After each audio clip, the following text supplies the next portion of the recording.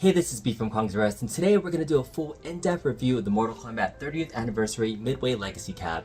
Now I'll start off by saying this cabinet has its good points and it has its detriments to it, so it's really up to you to decide in terms of this cabinet is for you. Should you upgrade from your MK2 Legacy cabs that you fought in the past? Should you upgrade from, your Gen 1 cabs? Or if you don't have Mortal Kombat, is this cabinet for you? So let's go over all those details and more. Let's start with the art design of the cabinet. So first off, you'll notice the dragon on the side, which is based off the original MK1 art without Johnny Cage. It stops down right there at the side riser. That's an extension cable, and here's the riser portion of it that has art that blends really well into the sides. On the front you have the Mortal Kombat logo, Midway Classic Arcade, as well as a beautiful front coin door. These coin doors are absolutely gorgeous. They're molded with a little bit of chrome trim. These buttons don't do anything, but I'm gonna light these up a little bit later on. These look fantastic. Going up to the control panel deck, this is a classic Midway style shaped cabinet here with this side panel here. This is actually a brand new control deck design from them. This doesn't actually come apart the whole thing. This sits into this little cabinet portion of it, and this is the traditional control panel that you would see. The artwork looks really nice here. The only thing I would have liked is this white buttons here. We'll talk about the buttons a little bit later on, but this is probably the best part of the cabinet right here. This marquee is absolutely gorgeous. They're using a real marquee inside in terms of the plexiglass with the light shining out from it. This is a very solid built cabinet out of all the cabinets that I've seen recently. This is a full-on piece of MDF as well. I really like the solid build from this cabinet. We'll get into the monitor issues aside, but from that, the cabinet art itself, the design, the Midway shape is absolutely gorgeous. I really like the design of the cab. Now, if you're a big Johnny Cage fan and you don't like what they did with the dragon here, there are some places like Repro Arcade UK that actually put Daniel Pesina, aka Johnny Cage, on a custom side art panel that you can customize and change yourself too. So we're going to be testing this out later, not in this video, but in a future mod as well, to get this artwork onto the side panel. Now let's get into one of the biggest issues on the cab itself, the monitor. So monitor gate is somewhat real. So this is using a 17-inch monitor, which is a 5:4 ratio, similar to the Gen 1 monitors that you use. Its model number is M170ETN01. And the biggest issue is not when you're playing right in front of it or right next to each other from side to side. It's when you start getting to these extreme angles where you start to see some washout on the side of the corners. So I did notice if you go from right to left, on the left side it doesn't look as bad. It's still very much playable. The black levels are really bad in my opinion because I'm used to definitely high quality TVs, but from the right side you can see some of that extreme washout. So what does this mean? One of the things you could do is if you have a row of cabinets, you could place this Mortal Kombat on the far right hand corner, which means that you won't have people standing on the right looking at it. Definitely an option, but look at the comparisons to my big blue monitor and my Marvel vs. Capcom monitors, which are BOE 17-inch 4:3 monitors, IPS screens. There's no washout when you go side to side. It's definitely playable when you're standing right in front of it. It doesn't look as bad, and so for me it's definitely going to be something that I could look forward to upgrading in the future, but I can play with it currently. It's not going to be the biggest detriment for me, but it is an issue that many people are going to be unhappy about because, again, these monitors were standard in Gen 3 moving forward, and somehow in these later iterations of cabinets we have been going backwards using a lower quality monitor that we were getting away from in Gen 1. So the only reason I can really think about that they put these monitors back in was for cost purposes. This big blue was a $599 cabinet and this was a $499 cabinet. I would have much rather paid another $50 just to get a high-end monitor. I don't know if that's the cost. Even if it was another $100, I would have liked to have it as best it could be, because most everything else on the cabinet itself from a design perspective is really solid. It's one of my favorite cabinets. I really like the height of the control panel compared to the big blue and the Marvel vs. Capcom as well. These are my custom decks, but everything screams quality from a build perspective except the monitor. So that's one of the biggest issues that people will have to decide if they can live with it. And from me, like I said, if you're standing in front of it for player 1 or player 2, there's not a lot of washout here. It's just when you get to that extreme angle to the right hand side if you're just watching it. So definitely playable, not as bad in my opinion. Depends on the games that you're playing as well, and hopefully you can make that decision yourself. So let's take a look at how the control panel actually sits into this whole place right here. So it lifts up and sits in this little pocket right here, and this is the cover for the back side of the monitor, which has your basic cable as well as the speaker cable right here. Now let's take a look at the guts of the control panel itself. After removing all the screws, we can lift off the protective cover and you can see the buttons and the joysticks that are used for this particular cabinet. Now this is your same typical Arcade1Up buttons that you see on all their cabs, no improvements there. The sticks themselves do feel a little bit tighter though, so these are, I feel, better sandwall clones. So these have bat tops here, and then when you rotate them around, they feel pretty hefty and spring back to center pretty well. So if you're a fan of sandwall controls and buttons, this is a decent sandwall clone in my opinion. These uses the same gates restrictors that you see here, and this is a circular gate. So this is a real sandwall controller that you see here, and it feels pretty heavier and hefty. And this is a square gate that you typically see on a standard sandwall before moving it on. So if you're a fan of sandwall controls, I actually don't see a reason to upgrade them. They don't feel that much different from sandwall. But if you're looking for a true arcade experience, let's consider moving up to a Happ or an IL competition stick. Now, if you remember playing Mortal Kombat in the arcade, you probably remember seeing these American style competition sticks. This is a Happ either competition stick, and this one specifically is an IL, Industrias Lorenzo stick, which uses micro cherry switches, and even though this is a square, it actually just rotates and feels just like a circle when you pull it around, so there's no restrictor gate here. These are very similar and hefty in feel to the original arcade quality that you would see, so if you want to upgrade to this, you probably can. You might have to do some things like this where I had to cut off some edges to make sure the buttons fit, but I might play around with upgrading these if I wanted to. This is from an old mod that I had where I had to cut out some space just to get it to fit, but we'll see if I want to upgrade these for now. We'll see if I end up playing this more than I do my other cab. Now let's talk about button upgrades. Do you really need them? Potentially. So for fighting games, I like my buttons to be way more responsive than the stock Arcade1Ups here. So this is a stock Arcade1Up button that if you wanted to change this yellow one to a white one, this is something that you might consider, because there's definitely the white button would add some more contrast. I think that's the original color for the run button, or the block button at least. So that's a stock one. But the other options you have are sandwalls. So these sandwalls are very sensitive. They don't make any clicking noises, but are highly sensitive, and I like playing with this on my Marvel vs. Capcom cabs for sandwalls.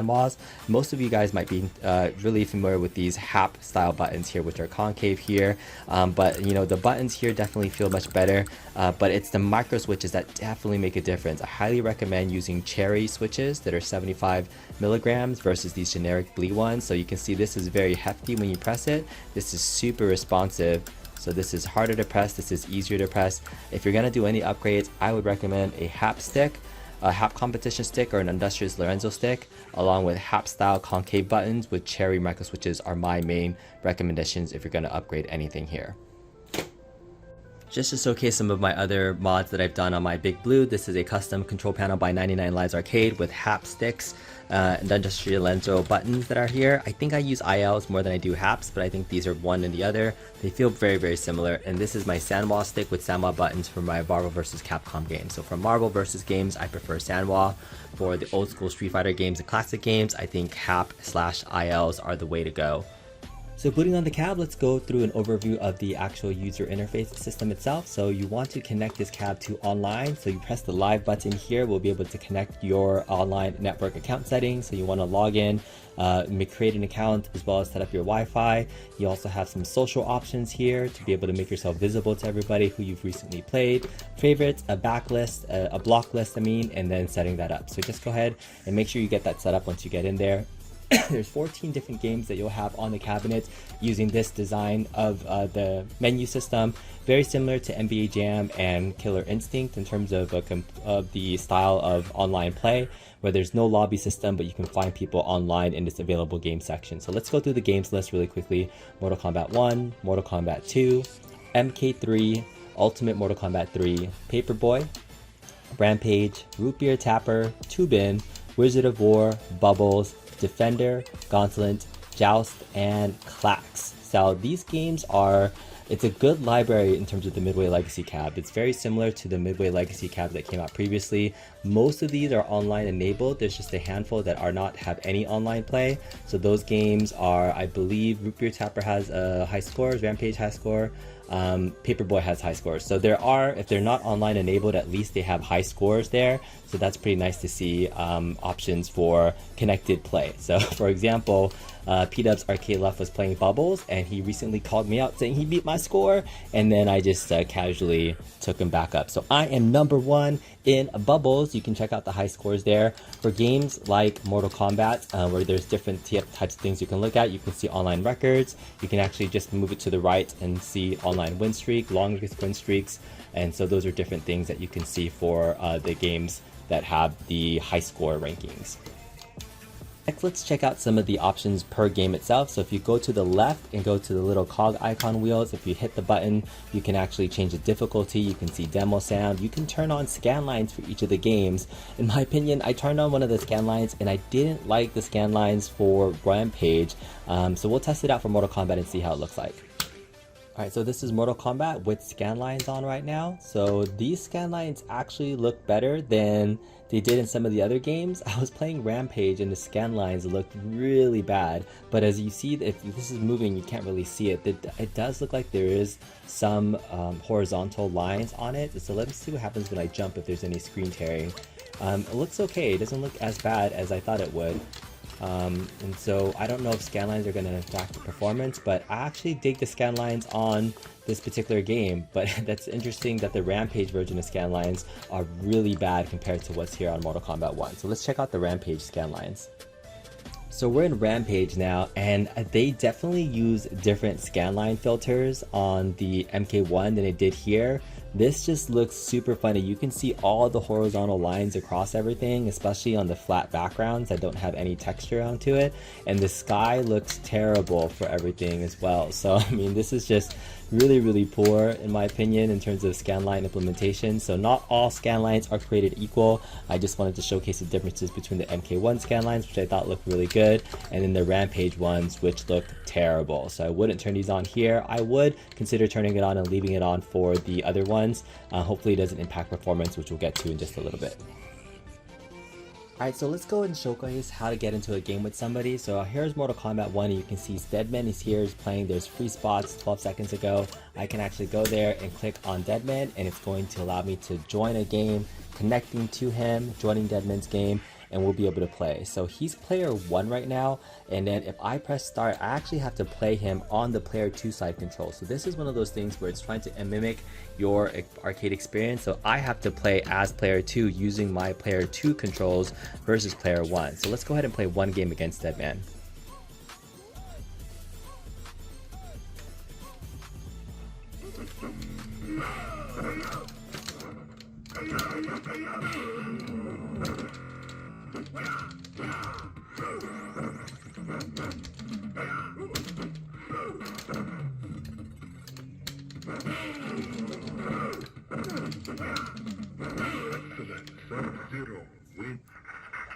So when I first played this when it came out, there was some lag in the gameplay itself. You heard it a little bit earlier. There was this sound that was buzzing in the background while it was playing. And so I don't know what that is and what happens, and it's hard to tell if it's me or the other player or not. When you're playing the game, you don't actually see anything on the screen that says you're playing online with somebody. The only way to tell that you're playing online with somebody is if you press the live button. I can see that Deadman is here, and this is connection speed here. So I don't know what the 1-2 means, but that's how you see it. I actually have to hit the live button mid-match to see who I'm playing. I really don't like that there's not an overlay system here, because in a fighting game environment, it's really key to know who you're playing with, what their ping rate is. But early on in the match, we heard some sound issues. I don't hear that now, which is good. Hopefully we'll be able to finish the match without anything else. Let's go ahead and finish this off. Boom. Oh, wow. Did you see that? So that was a disconnect or something where it just buzzed, and so that happens occasionally. I've played about, I want to say 25 matches so far, and the first 3 that I played were absolutely unplayable, but as I played this more the last couple of days, it's gotten better and better. So I don't know what that is that causes that particular issue, but let's go ahead and try one more match and see if we see that case in that issue.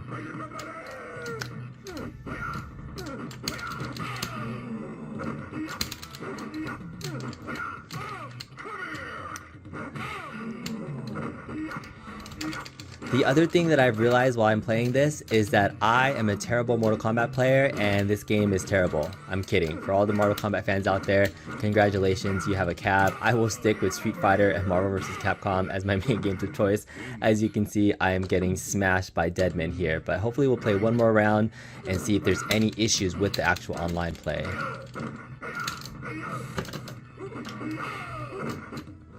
Who wants to block? I have to hold a button to block. That's always weird. That's the thing. Alright, I think he got me. He's got me. There's no way. Oh, he's got me. No way.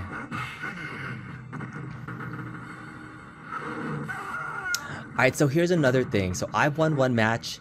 He's won one match. In a typical fighting game environment, especially normally playing online with others, you will play a first to 3 or a first to 5 as a common courtesy, but there's no way to keep track of how many times you've won or he's won. This is one of my biggest issues with this user interface in terms of a fighting game cabinet and not having an overlay that tells you the score. It's really hard to actually play a full set with anybody and know when to leave and when's appropriate. I would say the most common courtesy thing when you're playing in a game, play a first to 3, first to 5 set, or best of 3 or best of 5 essentially. And that's how you're gonna be able to, you know, play a couple of matches that feel fun. And without that system here, it's gonna be really hard to know how long you're gonna go. And so everybody here is just gonna keep playing until they quit, or they might rage quit in the middle of a match, so we'll see. Alright, so he's got me 2 matches. I want to get one more in, so let's play one more. Alright, I gotta get at least 2 wins. So he has 2 wins in a row. I think what it's trying to do is emulate the actual real authentic arcade experience that, you know, in a real arcade you didn't have that. But here's the thing, we're not in a real arcade anymore. We are in a home arcade that are getting used to playing with current technology. And in the current technology, we have the ability to have overlays. And I'm just used to the Street Fighter overlay system as well as the Marvel vs. Capcom overlay system that tells you your score here. And also you can see the rankings of players mid-match too. You can kind of see what level they are using the color ranking system. Here I have no idea if Deadman is a ringer or not. I have no idea his skill level. So yeah, it's really playing blind with everybody. And so I'll go over the UI in just a little bit as soon as I finish this match, but the biggest thing that so he won 3 matches in a row, so good games. GG's Deadman. I'm gonna go ahead and leave the game first to 3. Once you leave the game, you just hit the leave button and leave, and that's how you leave the game. And that's how you play. Yes, I am a terrible Mortal Kombat 1 player. My record currently right now in terms of high scores is number 4, but if you keep going, my online record is 7-25. So yes, I am free in Mortal Kombat. I'm terrible if you want to check it out, but otherwise Deadman just passed me in terms of number of wins that you see there, and you can see the top leaderboards here through however many people have been playing. So that's the Mortal Kombat, the online interface system. It is what it is, and let's get into kind of my overall thoughts on the UI. Now let's get into the biggest issue that I have with the cabinet, which is the user interface for a fighting game cabinet. So Mortal Kombat, the marquee title, is a fighting game cabinet, and there's basic functionalities that's missing from being a good fighting game cabinet from an online experience. Right now, this system is the same on Killer Instinct, it's the same on NBA Jam, where you scroll through and you can see the available games. But you know, scrolling through and checking to see who's has a game is not the same as seeing a full lobby of people that are playing that you can jump into anybody and see that particular game. Yes, there's no spectate mode, but one of the things that's missing is, again, a ranking system. I can see the online rankings for Deadman, but when his game was available here, I could not tell how good of a player he was. There was no color code ranking system that I can see ahead of time. I might be able to scroll and see how his record is, but without that visual, I won't be able to see that. I'm not able to see kind of what rank he is in the middle of a game. I missed the ranking system that exists on Big Blue and Marvel vs. Capcom because I'm used to those. Those are the 2 big fighting games that came out that had an online lobby system that, while it has its faults, made sense for an online fighting game. If this was just Rampage and Toobin and Wizard of War and Buzzles, and you know, like where records didn't really matter that much and you just wanted to join some co-op gameplay, I think this lobby system would have been 100% fine. I would have been okay using this lobby system to join a big group Wizard of War game session, or you know, doing a Gauntlet match with 4 players and having people to find online, because that would work out fine. The big issue I have is the fact that there's 4 fighting games on here that have no overlays. You can't tell what the score is for everybody, and it's hard to see any type of ranking system. So these are my biggest gripes for this user interface. I'm just not a fan of this for a fighting game cabinet. Please, if there's any other future fighting game cabinets that exist in Arcade1Up, consider using the Big Blue or Marvel vs. Capcom lobby system, because it makes sense for rankings from a fighting game standpoint, and you can see the lobby system, plus there's spectator mode where you can jump in and watch other people play. I think that's a huge miss and another missed opportunity for Arcade1Up not to have spectator mode, because now I can't watch other people play you know, the fighting games. I don't know if I would have joined a lobby system to watch somebody play Rampage or Toobin or Wizard of War. Maybe that might have been interesting to watch somebody play those games if they're really good at it. You know, Rascal's really good at Defender. Maybe I would have liked to watch him play Defender. That would have been a really cool option. But for the fighting games, spectating some of the fighting games would have been a great opportunity to showcase some of the matches here, and obviously that's not available in this setup. Alright, Dub0 just joined my game right now, so we're gonna play him, and again, I have to play on the player 2 side, so he's playing Sub-Zero. That's the only character I know how to use, unfortunately, so it's my guy, Dub0 versus the Sub-Zero. We will see how well I do.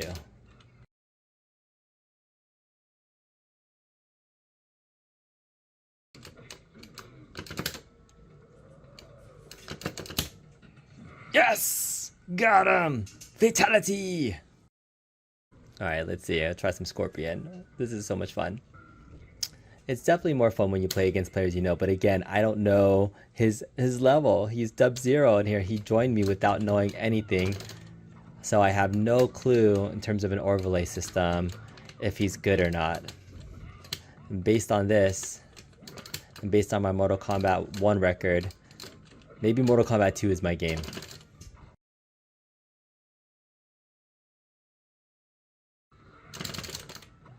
Got him!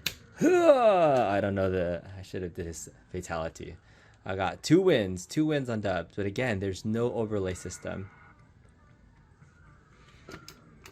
So here's what I would have really liked to have seen from any overlay system. If you're gonna have an overlay system, it would have had his name here, it would have my name here, in the middle would have just our score in terms of how long we've played with each other and our records.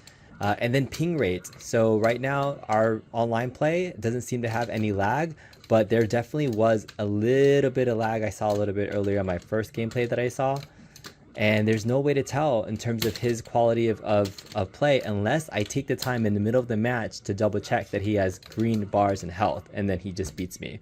So looking at that health bar just to see if he has good connection and he just dropped to yellow, if that's going to impact gameplay or not. Oh, alright, I gotta pay attention. Gotta pay attention. Gotta pay attention. Gotta pay attention. Gotta pay attention. Gotta pay attention. Oh no. Oh no. Oh no. This is bad. This is bad! Oh my god. Okay. This is bad. I lost the match to dubs. Okay. Oh, but it does say here. Okay, so it says 2 wins and 1 win. So maybe there's some built-in scorekeeping within the game, which is no. Battle number 4. There's a new champ. 0 wins. Oh, I guess it tells you how many wins in a row you've had. Because, yeah, now at the top it says 0 wins for me. Oh, maybe it just tells you how long you've actually been the champion for winning in a row.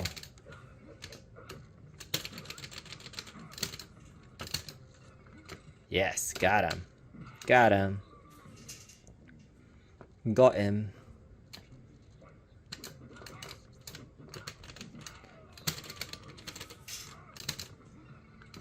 Oh, got him. Got him. He's stuck in that corner right there. He's stuck in the corner.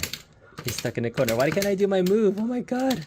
These buttons. Alright, I totally need to change my buttons. I'm trying to do that. I'm trying to do that. I couldn't do it. Forward, down, forward, forward. Forward, down, forward, forward. Oh no, it's not doing it. Oh, I hate not rolling my fatalities. Okay, so I won 3 times. He won 1 time. So it's the first to 3. He can choose to keep playing. I can choose to leave. So that's kind of the best. So he left after 3 games. It says live to dismiss. And that's it. And I can keep playing on the player 2 side. I can switch over. And that's pretty much how you play the game. Alright, now let's check out some gameplay for all the different games on this cabinet and what I think of them. So here's Mortal Kombat 3. This is the game with 14 playable characters and the first Mortal Kombat to introduce a run button as well as a combo system. Now I'll just go ahead and admit it now, I don't know how to play these games at all, so I don't know the combo system that well. I'll definitely have to look it up and play these games, but there's introducing a lot of new characters here, different fatalities, babalities, all these different things too. So it's a great game at the time, but I think Ultimate Mortal Kombat 3 is a little bit better. Let's check that out. Ultimate Mortal Kombat 3 has 19 playable characters to start, and you can unlock 3 more on the character select screen by using these Ultimate Combat codes on the versus screen there. This game just has more rosters, more balance there, and it's definitely, in my opinion, a better version of Mortal Kombat 3. Now here's a game, Paperboy, that some people argue shouldn't be on this cab at all due to the control scheme. You're using an 8-way stick to control the bike to go up, down, left, right, and navigate your acceleration. And it's a little hard, difficult to play, but you can see here it's definitely playable. It's not the marquee title that you want to be playing in this control scheme, but it's a nice addition to the cab. Now Rampage is a classic arcade game and so much fun playing co-op mode. I was able to play co-op with the Oddsfather, and check this out, you can do local online play as 2 players on 1 cabinet plus online play, so you can get 3 people playing, whether it's 2 on your cabinet, 1 on the other side, or you're joining somebody else's game. This is a really neat feature to be able to play co-op on games that have more than 2 players. I really love that feature. This is Rootbeer Tapper, which is a classic arcade game, super fun, very simple to play with these controls. I love this game for its simplicity and it's fun for the kids to play too. My son actually really enjoys playing this game. Love Rootbeer Tapper. Here's Dub0 playing Toobin. Let's see if I can join Dub playing Toobin. Here it is saying connecting to his game. I'm going to press the start button on here. I'm the player 2 person. And look, he already is going. He has 4,400 points. I gotta catch up. I'm Jet, so Toobin is a pretty fun game. I'm just using my control stick to play the game. I do like the fact that they have some nice side angle bezels here. It's a very colorful game. Here's Wizard of War, which is a classic maze dungeon game when you're shooting different aliens using your team here. You can play co-op. I think you can play against each other. I don't know that much about this game, but it's pretty fun to have on the cabinet. Now here's Bubbles, a game I've never heard of or played until I had the Midway Legacy previously, and it's super simplistic. You're this bubble that's collecting and cleaning a sink and trying to avoid bugs and things. As of yesterday, I was the high score leader on this game, #1 player in the world on the Arcade1Up MK30th. So I don't know how long I'll stay there, but I'm better than Dub0 for now.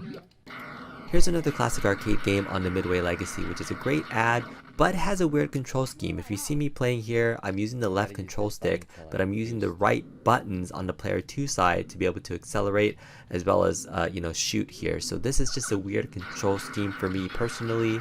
I'm not sure if this mimics the original control panel at all, but it's a fun classic game, great soundtrack, great visuals. I think I can get into this game if I play it a lot more.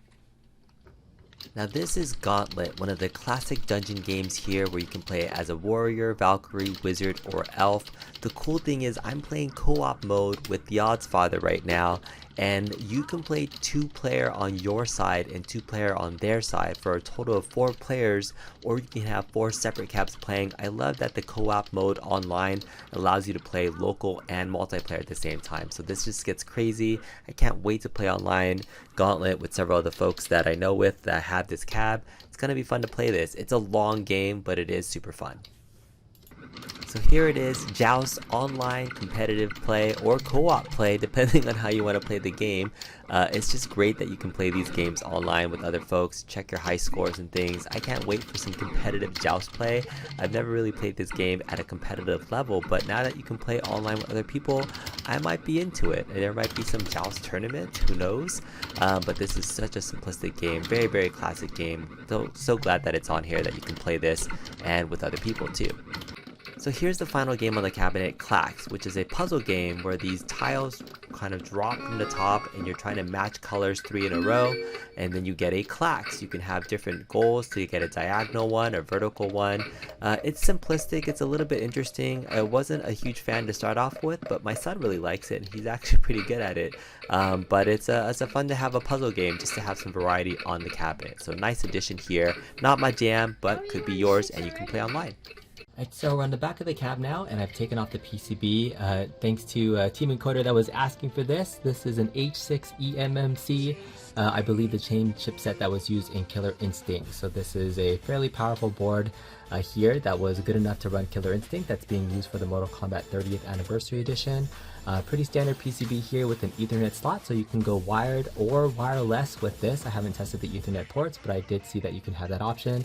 You have a USB port right there, a micro SD card as well, the power, and then the antenna that's plugged into there. So that's it for the inside guts of the MK30th Anniversary cab. So final thoughts about the Mortal Kombat 30th Anniversary Legacy Edition. So is this something that you should buy if you don't have a Mortal Kombat at all? This is probably, for the casual person, the best version of Mortal Kombat that you can get. The meaning that you don't really care about the quality of the screen and the online play is just an afterthought for you. The gorgeousness of this cabinet is beautiful in any home arcade collection. It's the main reason why we collect these Arcade1Ups, is because of how it makes us feel and brings back that nostalgic memory of playing these arcade games on a cabinet like this. And yes, 100% it's playable for player 1 and player 2. There's not that much washout when you're playing the games itself, so you can play and enjoy these as much as you want to with your family, your friends, and have this as a gorgeous set in your house. If you are a serious gamer, if you're looking for like the best of the best Mortal Kombat competition, you're not going to find it on this cab. You're not going to find the online play probably even suitable to your liking. The gameplay on things like Fightcade are much smoother, have the right overlays for playing against other people. So from a competitive standpoint, if you like fighting games in general and like that competitive nature, you might consider playing Mortal Kombat on Fightcade or something else, or maybe the modern versions of it. Maybe there's a future Mortal Kombat Legacy collection edition that comes out, like the Capcom Legacy or Capcom collection that just came out.